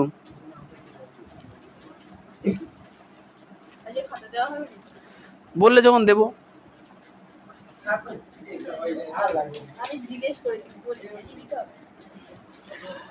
ঠিক আছে, তাহলে আগের যা কোশ্চেন আছে ও বাতিল করে দিতে পারে। আচ্ছা, এখানে কতগুলো বিশেষত্ব অ্যাড করা হয়েছে, প্রত্যেকটা কোশ্চেনের মাঝখানে একটা একটা করে ছোট কোশ্চেন লেখার মতো ফাঁক রাখা হয়েছে। 2 নাম্বার, প্রত্যেকটা পেজের নিচে দেখো 5 সেন্টিমিটারের জায়গা দেওয়া আছে, যদি কোনো কোশ্চেন অ্যাড করতে হয় নিচে করতে পারবে ফুটনোটে। আচ্ছা, আর পেছন ওখানে ডিটিপি তো ওরকম করে করা হয়। আর হচ্ছে লাস্টের দিকে দেখো এক্সট্রা 2টো পেজ দেওয়া আছে, এখানে লিখতে পারবো। ঠিক আছে, ওই আগের একটা পেজ ছিল হারিয়ে যাবে বলে একসঙ্গে দিলাম। আগের সব প্রশ্ন এখানে আছে, সেম প্রশ্ন আছে, সেম। না, তোমাদের হচ্ছে আমি হাতের লেখার গতি বাড়ানোর জন্য লেখানো শুরু করেছিলাম, তবে কি আমি ওই জন্য তো বলছি দ্বিতীয়বার আমার কাছে আর আসবে এটা তোমার জন্য আলাদা করে প্রিন্ট করতে হবে, অনেক টাইম লাগবে। হ্যাঁ, হারাবা না, আর চেষ্টা করবা, কেউ নেবেও না, কে জেরক্স করে এত কোশ্চেন পড়বে, বাদ দাও।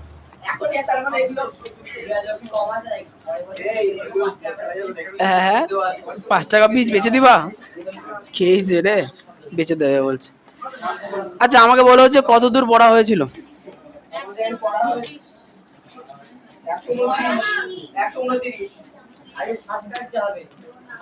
না না, পড়িয়েছিলাম কত দূর?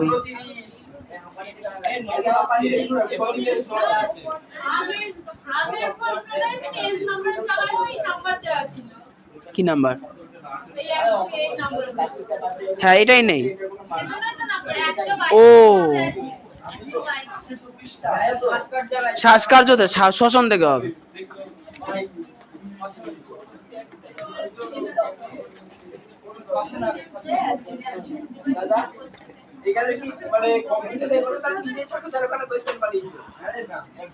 যা হবে কম্পিউটার করে। না, আমাকে শুধু ইনস্ট্রাকশন দিতে হয় পরিষ্কার করে, যে এই মানে সবকিছু ওরকম ভাবে করে না, বলতে যে এই মানে পেজ নাম্বারটা মিডিলে রাখবা, এইভাবে এইভাবে কোশ্চেন গুলো বানাবা, ও অটোমেটিক্যালি বানিয়ে দেবে। হ্যাঁ, করে এআই, হ্যাঁ জানো তো, চ্যাট জিপিটি আছে তো। না, এডিট কিছুটা করতে হয়, পুরোপুরি হয় না।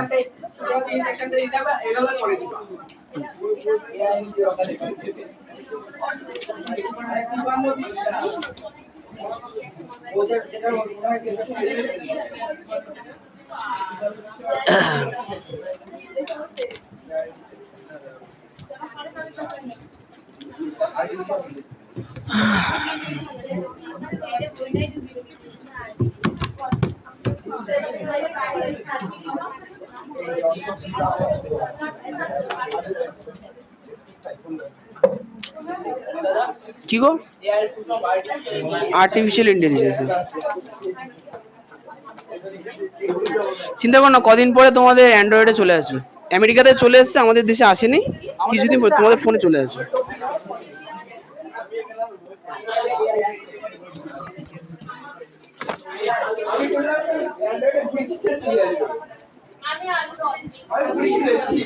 আহারে, হ্যাঁ হ্যাঁ, মিঠুন মাস্টারকে বলতে হবে। ওই লোকটাকে কোথা থেকে সারাদিন ডিটিপি করে?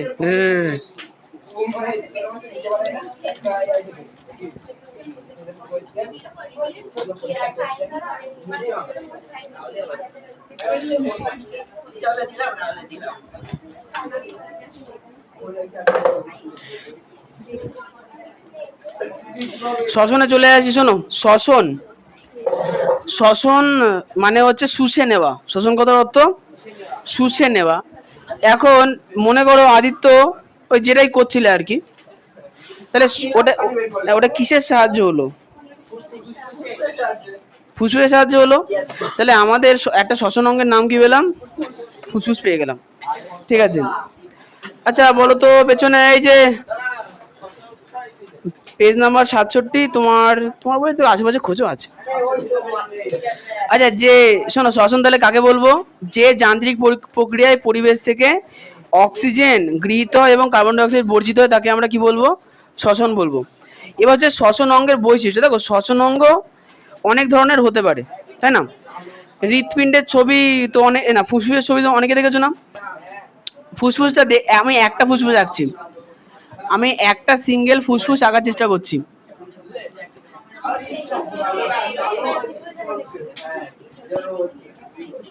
অনেকটা এই ধরনের দেখতে হয়। ভালো করে শোনো, এখানে যে ব্রঙ্কায় শাখা ঢুকলো, এটা ঢোকার পরে কি হয়ে যায়? না কালো হয় না, ছোট ছোট ছোট ছোট কি হয়, রক্তচালকের মাধ্যমে অ্যালভিওলায় ভাগ হয়ে যায় না? মনে আছে? এবার যারা হচ্ছে অনেকে বিড়ি টিড়ি খায় আর কি, মানে ধূমপান করে, তাদের আর কি এটা কালো হয়ে যায়, তাই না? তাহলে ব্যাপারটা হচ্ছে ভালো কথা, ফুসফুস তো খুব ছোট হয়, আমি তো বড় করে রেখেছি। তাহলে এইখানে যে ছোট ছোট ছোট যে রক্ত বাহক, এদের কি বলে? রক্ত জালিকা। কি বলা হয়? রক্ত জালিকা। তাহলে এখানে বৈশিষ্ট্যতে কি কি পাবো? যারা যারা গল্প করছো, ইয়াসিন আর গল্প না কিন্তু, কি কি একটু আগে বললাম যে অক্সিজেন গ্রহণ আর কার্বন ডাই অক্সাইড বর্জনের মাধ্যমে যে প্রক্রিয়া করে তাকে শ্বসন বলে। হ্যাঁ। আচ্ছা, শ্বসন অঙ্গগুলি সরাসরি কিন্তু শ্বসন মাধ্যমের সংস্পর্শে থাকে। শ্বসন অঙ্গগুলি একস্তর বিশিষ্ট পাতলা পর্দাযুক্ত হয়। আচ্ছা তোমরা হচ্ছে যদি খেয়াল করে থাকো, এই যে বর্ষা হচ্ছে, দেখবে যে ছোট ছোট ছোট ছোট যে ওই জায়গা থাকে না, মানে মাটি গর্ত থাকে, জল জমে যায়, সেখানে দেখবা যে শ্যাওলা জন্মায়। শ্যাওলা জমে যায় না, একদম চর পড়ে যায়। এই যে গরম পড়ছে, প্রচুর সূর্যের আলো পাচ্ছে, দেখবে যে ওইগুলো ফুলে ফুলে ওঠে, শ্যাওলাগুলো জায়গায় জায়গায় ফুলে ফুলে ওঠে। আর যদি শ্যাওলার চট না পড়ে, জায়গায় জায়গায় দু একটা সূক্ষ্ম সূক্ষ্ম তন্ত্রিকা থাকে, তা দেখা যায় কি বুদবুদ দেখা যায় জলে, বায়ুতে, জলের মধ্যে বায়ুর বুদবুদ দেখা যায়। এই বুদবুদটা কি হলো? সালোক সংশ্লেষ করে ওই শৈবালগুলো কি তৈরি করেছে? অক্সিজেনের বুদবুদ তৈরি করেছে। ঠিক আছে। এবার চলেছে উদ্ভিদের শ্বসনস্থান। উদ্ভিদের শ্বসনস্থানের নাম হচ্ছে পত্ররন্ধ্র। যত রাজ্যের গ্যাসের আদান প্রদান হয়, তাই না স্নেহা? ওরে বাপ রে বাপ। হ্যাঁ হ্যাঁ, কোশ্চেন নাম্বার শ্বসন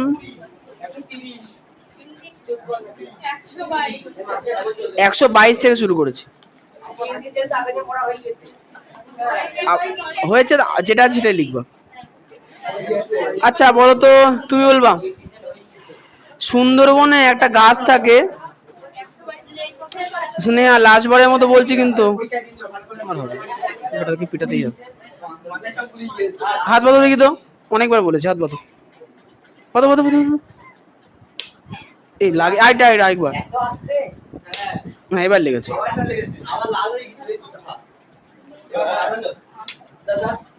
এর পরের বার দেখলে 3টে পড়বে, একটু জোরে। আচ্ছা শ্বাসমূল, ও কি সুন্দর চুপ হয়ে গেছে, এরকম চুপচাপ হয়েছে, বাহ ভালো হয়েছে তো। আচ্ছা শ্বাসমূল ছিদ্র, বলো তো কোন উদ্ভিদে শ্বাসমূল দেখা যায়? সুন্দরী। সুন্দরী গাছ কোথায় থাকে? সুন্দরবনে থাকে। আমরা বাড়ি এনে লাগাতে পারবো? কেন পারবো না? লবণাক্ত জমি দরকার হয়, মাটিতে লবণ দিলে হবে না। আচ্ছা সমুদ্রের আগের যে আবহাওয়া, সে সামুদ্রিক আবহাওয়া, সেটা আমরা এখানে দিতে পারবো না। আচ্ছা প্রাণীদের শ্বাসঙ্গ, প্রাণীতে চলে আসি। প্রাণীদের মধ্যে কিছু কিছু প্রাণী আছে যারা এককোষী হয়, যেমন মনে করে অ্যামিবা, প্যারামিসিয়াম, হাইড্রা। এদের শ্বাসঙ্গ কি দেহতল, এদের শ্বাসঙ্গ কি দেহতল, শরীরের উপরের তল থেকে শ্বাসকার্য গ্রহণ করে। আচ্ছা শ্বাস নালীতে চলে আসি। কিছু কিছু প্রাণী আছে যাদের শ্বাসনালী থেকে, যেমন আরশোলা ফড়িং। দেখো যে পাশে দেখো একটা আরশোলার ছবি দিয়ে দেখতে পাচ্ছ, দেখো আরশোলার পেট দেখা যাচ্ছে, তার মাঝখান থেকে ছোট ছোট পাইপ আছে, ছবি দেখো ছবি দেখো, আছে না? হ্যাঁ আরশোলা। তাহলে ওগুলোকে বলে কি শ্বাস রন্ধ্র, কি বলা হচ্ছে? শ্বাস রন্ধ্র। এবার চলে, হ্যাঁ হ্যাঁ আরশোলা তুমি সামনে চেপে ধরলে কি হবে? পেছন দিয়ে শ্বাস নেবে, চরম সিস্টেম। যাও। আচ্ছা ফুলকা, এই বিট্টু, ফুলকা কোন প্রাণীতে থাকে? ফুলকা ফুলকা মাছে থাকে, কোন মাছে? হ্যাঁ, আমি তোমাকে জিজ্ঞাসা করছি কোন মাছে থাকে, তুমি বলো। কি বললো? রুই মাছে, হ্যাঁ ঠিক বলেছো, তুমি বলছো। আচ্ছা একটা জিনিস একটু মনে রাখবা, যে কিছু কিছু মাছ আছে যে মাছের মধ্যে ফুসফুসও দেখতে পাওয়া যায়, মানে বাজারে গেলে দেখা যাবে কিছু মাছকে জলের মধ্যে চুবিয়ে রাখা হচ্ছে যদি জ্যান্ত মাছ কিনতে যায়, আর কিছু মাছকে এমনি রেখে দিয়েছে, ওরা তাও ঝাপাঝাপি করছে, জলের মাছ নিতেই পড়েছে। তাহলে যে মাছগুলো জলে রাখা না হলেও বেঁচে থাকে, তারা পরিবেশ থেকে সরাসরি অক্সিজেন গ্রহণ করে কিসের মাধ্যমে? ফুসফুস। তার মানে কেমন মাছের উদাহরণ দাও, কোন মাছের ফুসফুস থাকবে? কি অশান্তি, আসুন। হ্যাঁ, কই মাছ, শিঙি মাছ, আর আসবো কি কি বাদ আছে গো?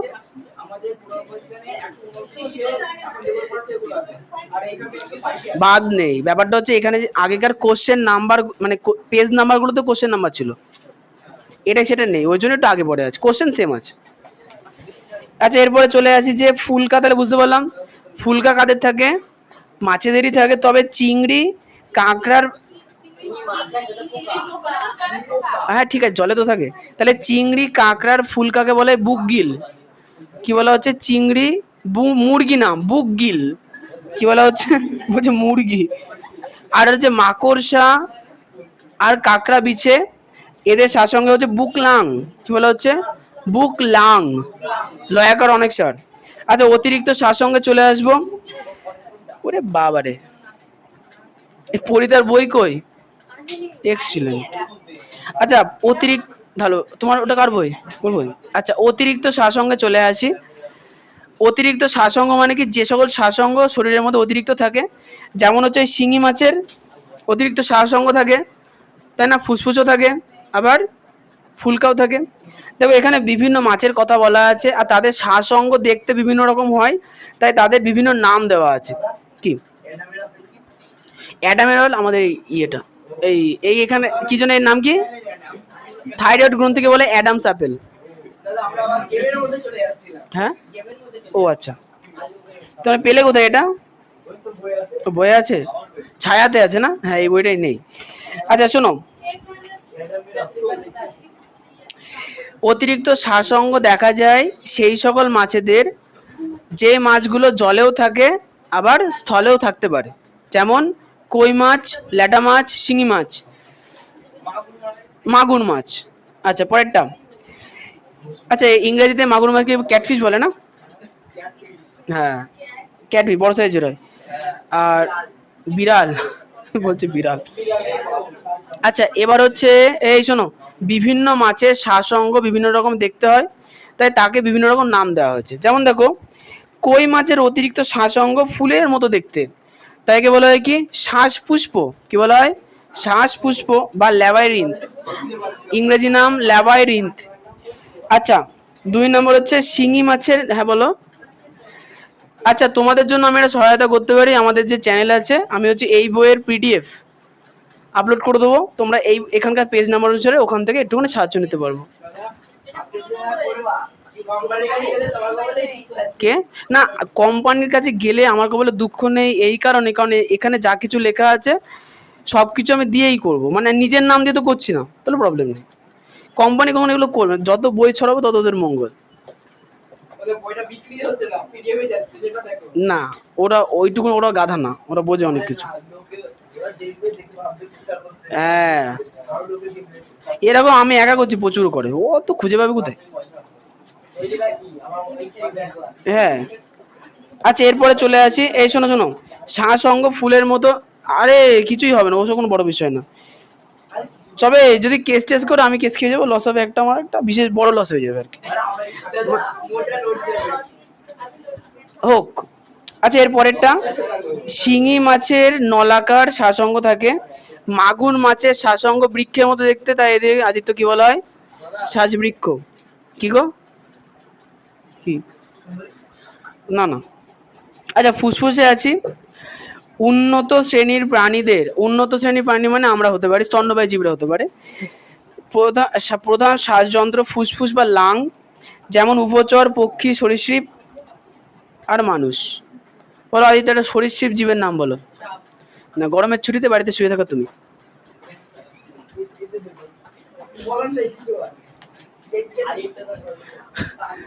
আচ্ছা, এবার চলে আসবো হচ্ছে 69 পেজে।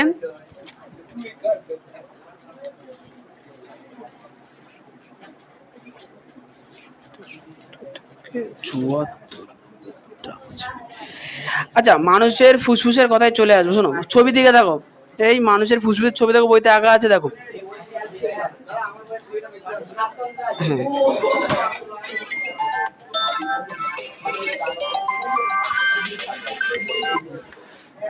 হ্যালো। হ্যাঁ। ও আচ্ছা, শরীর খারাপ নাকি খুব?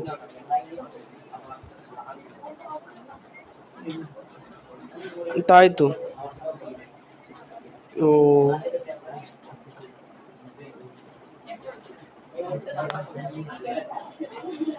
আচ্ছা আচ্ছা, ঠিক আছে, ডাক্তার দেখান তাহলে ভালো করে। হুম। আচ্ছা, ঠিকই করেছেন। হুম। হ্যাঁ হ্যাঁ হ্যাঁ। ও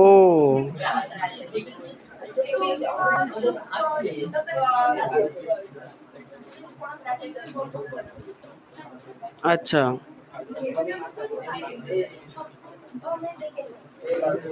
তাই তো।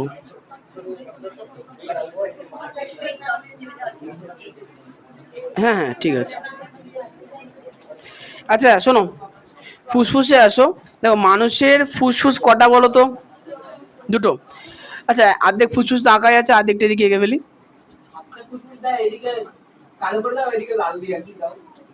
সবাইটা তোমার মতো হয় নাকি? আচ্ছা শোনো, ফুসফুসের বিভিন্ন অংশ আছে। হ্যাঁ, ভান জানো না? এইটা হচ্ছে আদিত্যর মতো মানুষের হৃদয়, অনেকবার ভেঙে গেছে। ও এটা ফুসফুস তো, হৃৎপিণ্ড না তো, সরি। না না না, তোমার না। ফুসফুস। ও দেবে। আচ্ছা শোনো, না না, ব্যাপারটা হচ্ছে যে মানুষের ফুসফুস কটা থাকে? দুটো। কোথায় থাকে?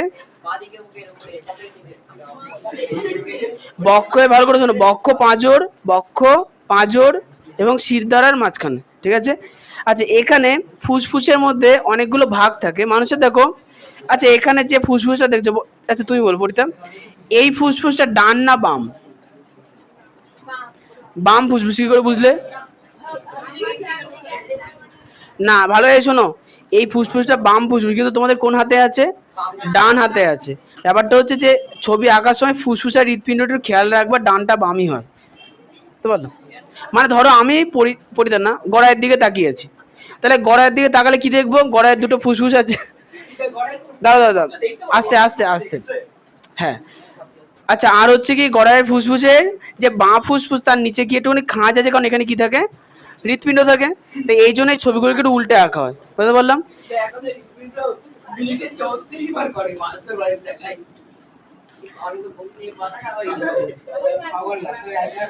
আচ্ছা, এবার দেখো ফুসফুসের কতগুলো ভাগ আছে। মানুষের ডান ফুসফুসটা যেহেতু একটা বড় ফুসফুস, তাই এটা মোট 3টে ভাগে ভাগ হয়, কিন্তু বাম ফুসফুসটা মোট 2টো ভাগে ভাগ হয়। আচ্ছা, ফুসফুসের মধ্যে এই ছোট্ট ছোট্ট অংশ থাকে, যাকে বলা হয় কি বায়ুথলি বা অ্যালভিওলি। কি বলা হয়? বায়ুথলি বা অ্যালভিওলাই বা অ্যালভিওলি। আচ্ছা, মানুষের ফুসফুসে মোট কত থাকে? 300 লাখ থাকবে, 3 লাখ থাকে। আচ্ছা, এখানে লিখেছে প্রায় ও বাবা, প্রায় 30 কোটি। মানুষের এক একটা ফুসফুসে 30 কোটি অ্যালভিওলাই বায়ুথলি থাকে, ছোট ছোট বায়ুথলি থাকে।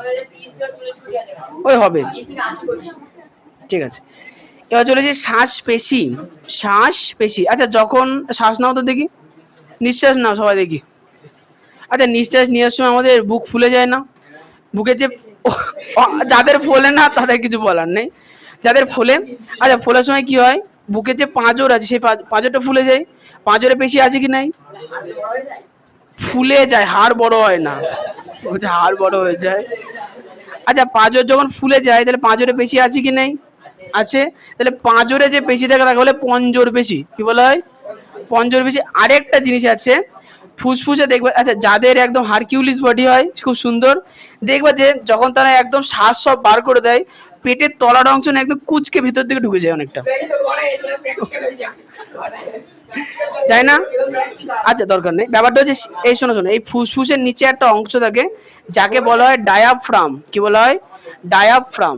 মানে হয় কি, ফুসফুসের পার্সোনাল, ফুসফুস তো নিজে একটা পেশির মতো, এর নিজস্ব না অত ক্ষমতা নেই যে সকল হাওয়াকে বার করবে, কার্বন ডাইঅক্সাইডকে পুরোপুরি বার করবে। এই জন্য পঞ্জর পেশি আর ডায়াফ্রামকে চাপ দেয়, একদম চুপসে দেয়, চুপসে দিয়ে সম্পূর্ণ কার্বন ডাইঅক্সাইড বাইরে বার করে দেয়। আচ্ছা, মানুষের শ্বসন কৌশল, মানুষ যখন পরিবেশ থেকে অক্সিজেন গ্রহণ করে সেই প্রক্রিয়ার নাম প্রশ্বাস, আর যখন কার্বন ডাইঅক্সাইড বার করে দেয় নিঃশ্বাস। ঠিক আছে। আচ্ছা, এবার চলে আসবো হচ্ছে 70 পেজ। আচ্ছা, ফুসফুসের আবরণীর নাম প্লুরা কোথায় আছে? ও আচ্ছা, পেয়েছি পেয়েছি পেয়েছি। আচ্ছা না, ফুসফুসের উপরে দুটো আবরণী থাকে, ফুসফুসের যে আবরণী স্তর সেটা দ্বিস্তরী হয়। তাহলে দুটো স্তরের মধ্যে একটা স্তরকে কি বলা হয়? না না না না, পুরোটাকেই প্লুরা বলা হয়, পুরোটাকে বলা হয় প্লুরা। ভেতরে যে স্তর থাকে তাকে আমরা কি বলবো? অন্তঃপ্লুরার বাইরের স্তরটাকে কি বলবো? বহি। তাহলে এটা হচ্ছে কি বহিঃপ্লুরা, আর এটা হচ্ছে, হ্যাঁ হ্যাঁ, ভিসেরাল। ভিসেরাল, প্যারাইটাল আর ভিসেরাল কি?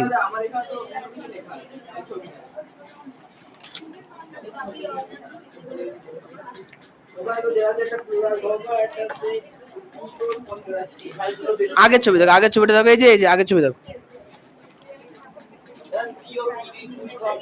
হ্যাঁ বলো, আরে বলো। সিওপিডি কি জিনিস আছে? কি লেখা আছে?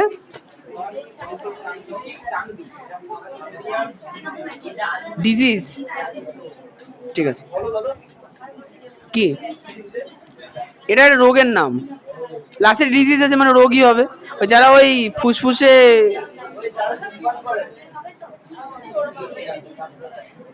বাবা, 70 নম্বর পেজে চলে আসো। 70 বলে গেছে ফুসফুস এবং সুস্থ জীবন, তাই না? তাহলে ফুসফুস আর সুস্থ জীবনের একটু মনে রাখতে হবে যে ফুসফুসে বিভিন্ন রোগ হতে পারে, যেমন হচ্ছে ব্রঙ্কাইটিস, একটা রোগের নাম ব্রঙ্কাইটিস। একটা হচ্ছে এমফাইসিমা। এমফাইসিমা একটা হচ্ছে শ্বাসনালী ও ফুসফুস ও মূত্রাশয়ে ক্যান্সার হয়। মানে ধূমপান করলে মূত্রাশয়ে ক্যান্সার হতে পারে। কি অশান্তি! আচ্ছা আচ্ছা, সক্রিয়, আচ্ছা আরেকটা জিনিস দাঁড়াও, অনেকে কি করে, ধূমপান নিজে করে না কিন্তু পাশে দাদু ধূমপান করলে তার পাশে গিয়ে বসে পড়ে।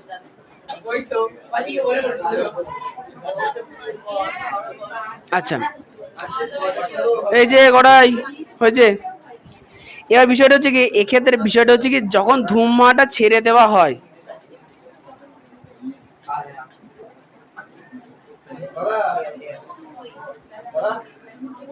দেবো দেবো একটুখানি, শোনো, যখন কেউ সরাসরি ধূমপান করে তাকে বলে কি, হলো পেট ব্যথা করছে, সক্রিয় ধূমপান। আচ্ছা, এরপরে কি ধূমপানের বাদে যদি ধোঁয়াটা ছেড়ে দেওয়া হয়, সেই ধোঁয়ার মধ্যে অধিক পরিমাণে অক্সিজেন থাকে।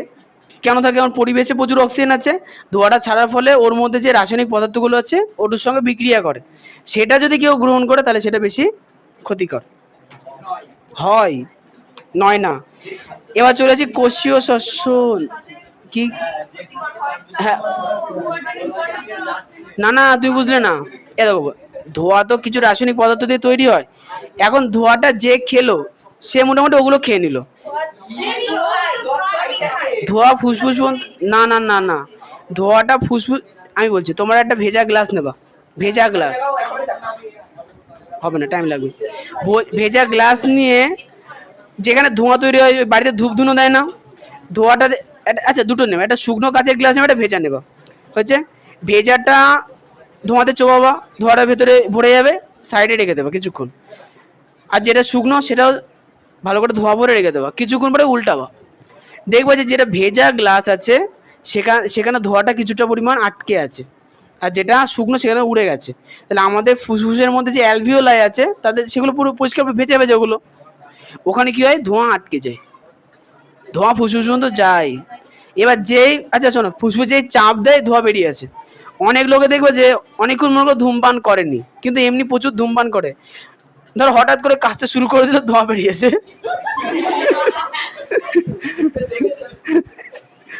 বুড়ো মানুষগুলোকে আর ট্রেনে ওঠে দেখি কিছুই নেই, ট্রেনে দাঁড়িয়ে আছে, 20 মিনিট ট্রেন চলছে, কোনো বিড়ি টিড়ি খায়নি, হঠাৎ করে খক খক করে কেসে উঠলো আর ধোঁয়া বেরো, মানে অতটা বেশি বেরোয় না, অল্প অল্প করে ধোঁয়া বেরিয়ে এলো। শীতকালে না, গরমকালে বলছি। আচ্ছা এবার হচ্ছে দেখো, যে ধোঁয়াটা এই জন্য যে ধোঁয়াটা মানুষ ছেড়ে দিল, সে ধোঁয়ার মধ্যে যে রাসায়নিক পদার্থ আছে, বাতাসের যে অক্সিজেন আছে, সেটা দ্বারা কি হয় জারিত হয়ে যায়, আর জারিত হলে যে নতুন পদার্থ তৈরি হয় সেটা বেশি ক্ষতিকারক বুঝছে। কোষীয় শ্বসন কি? না না আমি ট্রাই করিনি কোনোদিন। না না। কে? না না ওসব মিথ্যে কথা। হ্যাঁ, ওসব কেউ করে নাকি? ছি ছি ছি ছি ছি ছি, ওসব কেউ করে আদিত্য? আদিত্য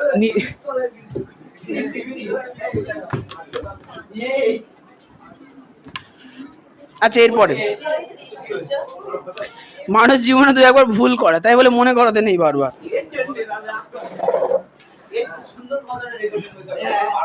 হ্যাঁ হ্যাঁ, তাহলে কি হয়েছে শোনাও।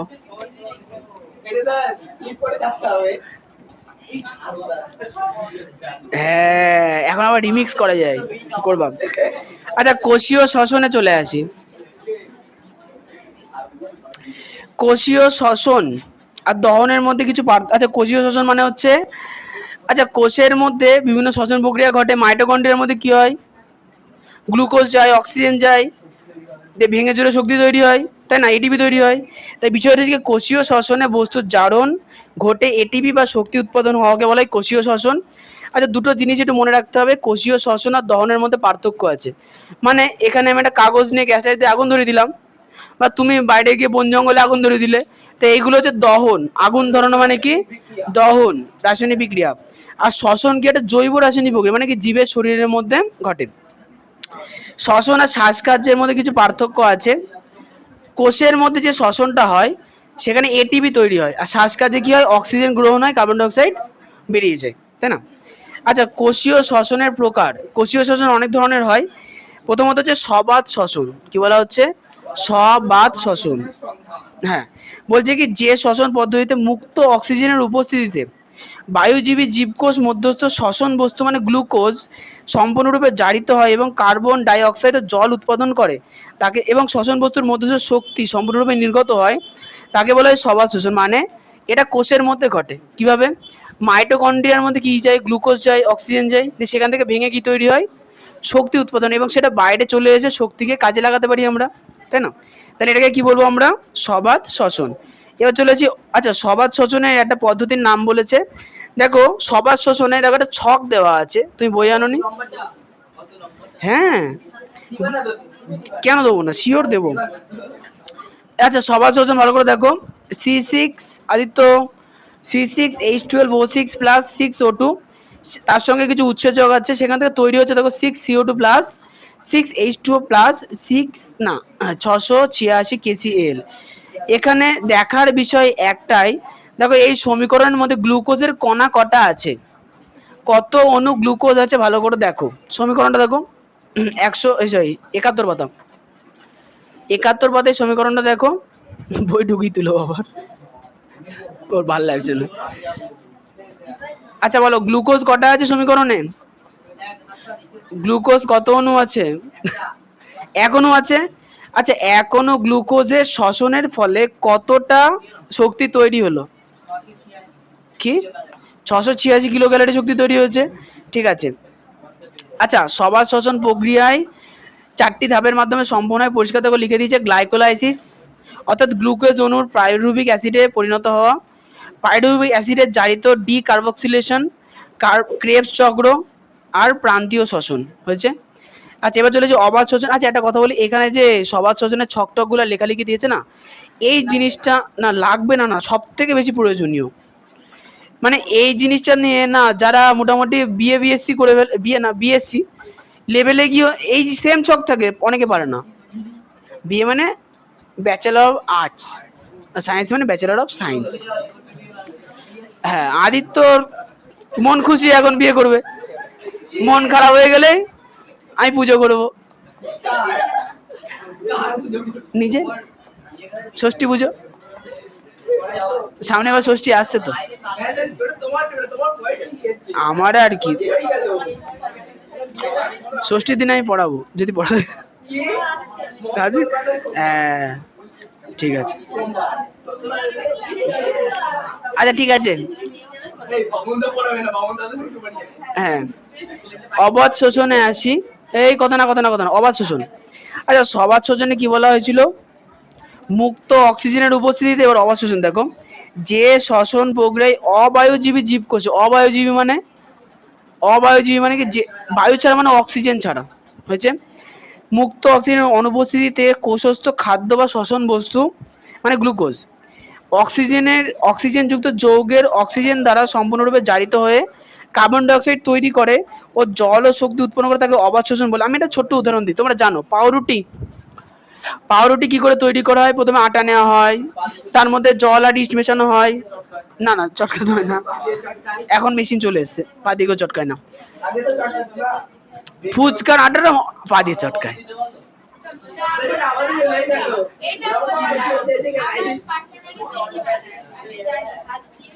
ওটা তোমাদের সামনে, যেই ঘরের মধ্যে থেকে 5 মিনিটের জন্য নিয়ে যায়, পা দিয়ে চটকে চলে আসে। হ্যাঁ এটা ভালো। আর সব থেকে, না না ফুচকা স্টল দিতে আমি গ্লাভস পরে ইউজ করতাম। আসলে এই জন্য আমার ফুচকাতে টেস্ট হতো না, আসল টেস্ট হচ্ছে হাতের ঘামেই আসল টেস্ট। হাতের মানে দিতে দিতে দিতে দিতে ঘেমে যায় না, এখানে আস্তে আস্তে আস্তে আস্তে আস্তে আস্তে আস্তে সুন্দর করে নেমে যায়।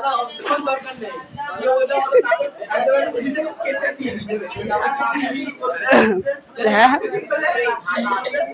ওটা না না, আমি তো একটা ফুচকা দেখেছি, ভিডিও দেখেছিলাম, গরম গরম জল বার করে সুজা দিয়ে দিচ্ছিল। আমি বললাম, বাহ, ওই লোক ফুচকা খেয়ে গেল, কিছুক্ষণ আগে ফুচকা খেয়ে তারিফ করে লোকে চলে গেল। আর সিসিটিভি ক্যামেরায় ধরা পড়লো কি আসল ঘটনা, যে একদম গরম জল সুন্দর করে মিক্সচার বার করে দিচ্ছে। ও ভালো লাগছে না, আচ্ছা অবাধ শোষণে আসি। কটায় গো? 4:30। ও 5 মিনিট ওয়েট করো, হয়ে গেছে। আচ্ছা অবাধ শোষণে আসি, শোনো এই সব শোনো, সবাদ শোষণে হচ্ছে অক্সিজেনের উপস্থিতি হয়, অবাধ শোষণে অক্সিজেন ছাড়াই হয়। দেখো 71 পেজের একদম নিচের দিকে একটা ছক আছে। হ্যাঁ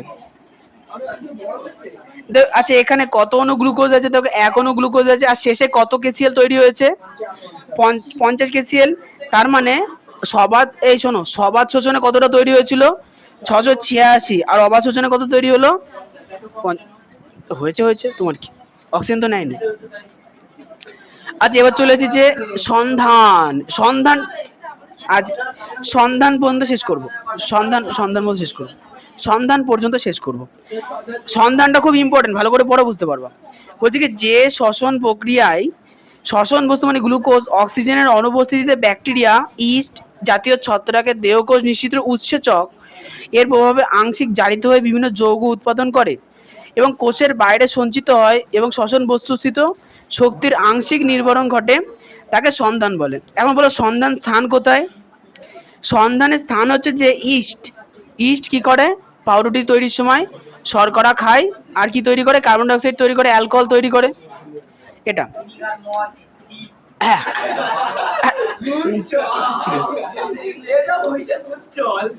আচ্ছা এখানে না কতগুলো উৎসেচকের কথা উল্লেখ করতে হবে। দেখো সন্ধান প্রক্রিয়াতে সবার প্রথমে ইস্ট এর শরীর থেকে যে উৎসেচক নিঃসৃত হয় তার নাম হচ্ছে জাইমেজ। কি নাম? জাইমেজ হয়েছে। তবে এখানে তোমরা সুন্দরভাবে দেখতে পাচ্ছ যে অ্যালকোহল কিভাবে প্রস্তুত করা হচ্ছে, আর অ্যালকোহলের, হ্যাঁ ইথাইল অ্যালকোহল দেওয়া আছে। আর আচ্ছা দইয়ের মধ্যে কোন অ্যাসিড, অ্যাসিড হ্যাঁ দইয়ের মধ্যে কোন অ্যাসিড থাকে? কোন ব্যাকটেরিয়া তৈরি করে? ল্যাক্টোব্যাসিলাস সবাদ শোষণকারী না অবাধ শোষণকারী? অবাধ শোষণকারী, অক্সিজেন লাগে না। আচ্ছা আচ্ছা আচ্ছা, দাঁড়াও দাঁড়াও দাঁড়াও, দুধের মধ্যে কোন শর্করা থাকে? ল্যাকটোজ। দুধের মধ্যে কোন প্রোটিন থাকে? কেসিন। ঠিক আছে, তাহলে দুধের মধ্যে থাকা ল্যাকটোজ শর্করাকে ল্যাক্টোব্যাসিলাস খেয়ে নেয়, খেয়ে নিয়ে একটা উৎসেচক তৈরি, সরি, যে একটা অ্যাসিড তৈরি করে যেটা আসলে উৎসেচক, সেটাকে বলে যে ল্যাকটিক অ্যাসিড। ওই জন্য দই খেতে কেমন লাগে? টক টক। দই ফুচকা, হ্যাঁ, মিষ্টি দইয়ের মধ্যে চিনি মেশায়। আচ্ছা, একটা কথা তোমাদের বলে রাখি, মিষ্টি দই খাওয়া উচিত না। কারণ মিষ্টি দই যদি আমরা খাই তাহলে আমাদের পেটের মধ্যে গিয়ে আমরা যা কিছু খেয়েছি সম্পূর্ণ অ্যালকোহল হয়ে যায়। এবার অ্যালকোহলের প্রবলেম কি? দেখো, আমাদের ঘুম পাবে, খুব ভালো কথা। না না না না, অ্যালকোহলের প্রবলেম হচ্ছে, দেখবা যে গ্যাস হয় খুব। দুই নাম্বার হচ্ছে আলসার সৃষ্টি হয়। এই জন্য মিষ্টি দই খাওয়াটা উচিত না। তবে টক,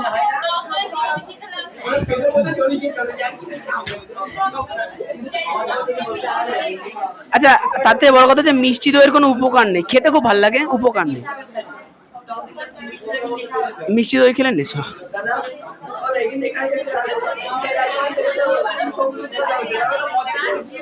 দেখবা মদ খাওয়ার পরে মাতলামো করার জন্য শক্তি লাগে না।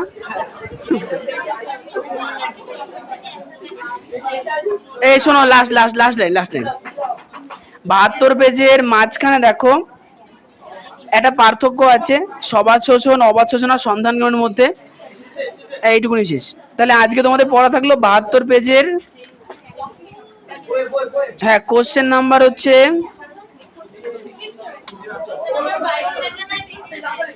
122 থেকে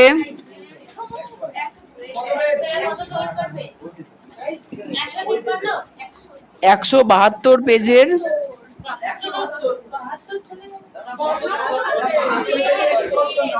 72 পেজের 170 পর্যন্ত।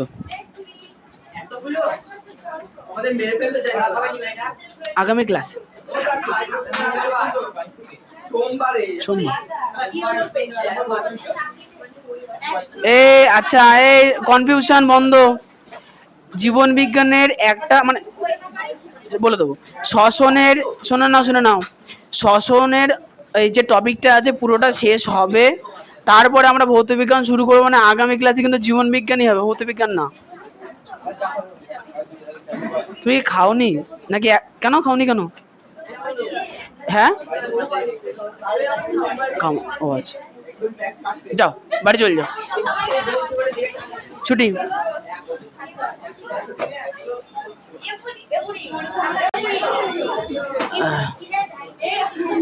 বাচ্চাদের চালায় না, থাক, খাতা থাক, পরে দিন মাইনে। বারান্দায় গিয়ে দাঁড়াও, আমি আসছি।